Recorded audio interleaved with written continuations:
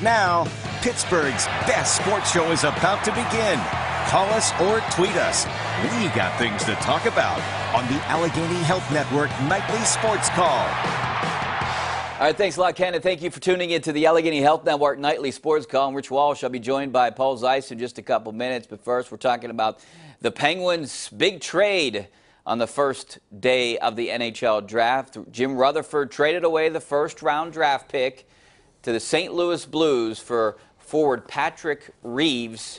He also gave up Oskar Sundqvist and the first-round pick for Patrick Reeves and a second-round pick. So basically, he's moving back. The Penguins are moving back 20 spots. They get an enforcer. This guy, when I tell you his numbers, you're going to think this is a horrible deal. He had 7 goals, 6 assists, 13 points. He played in all 80 games, so he doesn't put up some numbers, but he's a physical presence. He's a big guy. He's something that the Penguins need. And frankly, they might never use Oskar Sundqvist, so I just think that that's a throwaway. So they're basically getting Patrick Reeves for dropping down. Patrick Reeves. Yeah. Ryan Reeves. Sorry. Ryan Reeves. Sorry. Christopher Reeves. Christopher Reeves. You're getting Ryan Reeves. They're dropping down 20 spots. I know there's an uproar on Twitter about this. I don't think it's a big deal. I mean, I can't imagine I can't imagine there's an uproar on Twitter about anything. Yeah. Here's the thing. You drop back 20 spots. I don't know how significant that is when you're the defending Stanley Cup champs. You know what I mean? Rookie guy, young players that you're picking up at 31, 32, those aren't guys that are going to be ready to play in the next year or two. So I don't think that's significant. My only question is, Reeves is not a player that you would probably play in the playoffs. He played in 11 playoff games. Well, with the St. Louis. I'm talking about with the Penguins. With the Penguins? That's generally not the kind of player they're going to dress, right? He isn't, but he said he's going to be, Rutherford said he's going to be in the top 12. And if you're sick of seeing your captain's head bashed in off the ice and off the boards, then you got to play a guy like that. And here's the thing: why you don't play a guy like that in the playoffs? Because then he gets penalties, and the other team gets power plays. The thing that the Penguins have done well the last 2 years under Mike Sullivan is they ignore all that nonsense and they play hockey. When they were losing all those games and losing playoffs and getting knocked out of the playoff series, it's because they were playing guys, that were enforcers or whatever you want to call them. They were taking penalties. They were falling into the Flyers trap. They were falling into the Flyers trap. They fell into it a couple of those series where they fell into that silliness. The last 2 years, they've just played hockey and they've won. So, here's the thing. I've learned not to doubt Jim Rutherford. Yeah. So if he makes a deal, okay, it's a good deal for the Penguins, I suppose. But it just doesn't feel like this piece fits for the long term. Now, if you want to tell me they're bringing him in so during regular season games, if teams want to mess around with Crosby and Malkin and they've got this guy, that's okay. I can live with that. But I'll be shocked if he's dressing, for every playoff game next year through the playoffs, just because he doesn't seem to fit with what they do and what they, who they are. You make a good point. Are you going to play this guy? He brings nothing to the table offensively. So you're going to play him on the fourth line. You can't play him on Crosby's line.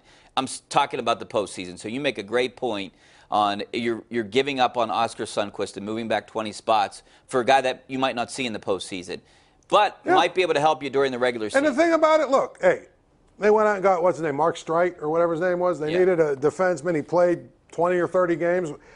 I don't know that we saw him in the playoffs, did we? Maybe a couple times. Couple of times. That's about series, it. So it's not like they haven't traded for somebody that they just said, hey, this is going to be a guy to help us get through the regular season. But I don't know. To me, to trade your first-round pick for that? But if you're at that spot in the NHL draft, it's kind of a crapshoot anyways.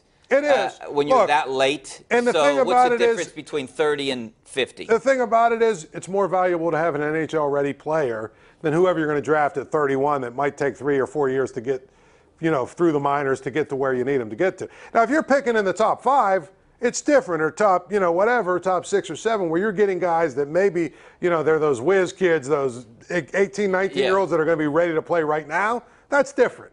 At 31, you're not getting one of those players. And this makes you think, what are they going to do with Nick Bonino now? Because Oskar Sundqvist, a lot of people had him projected to be maybe the third-line center coming back next year. He didn't play at all during the postseason, practiced with the team a little bit, but it makes you think maybe they're going to make a run at Nick Bonino or they're going to go out and get another center, because if you had Oskar Sundqvist penciled in as a center for the third line or the fourth line, That's not going to happen now. I view a Carter Rowney type as more of a fourth-line center than a third-line center. Well, I think that Jim Rutherford made it pretty clear they're going to make run at all their guys, right?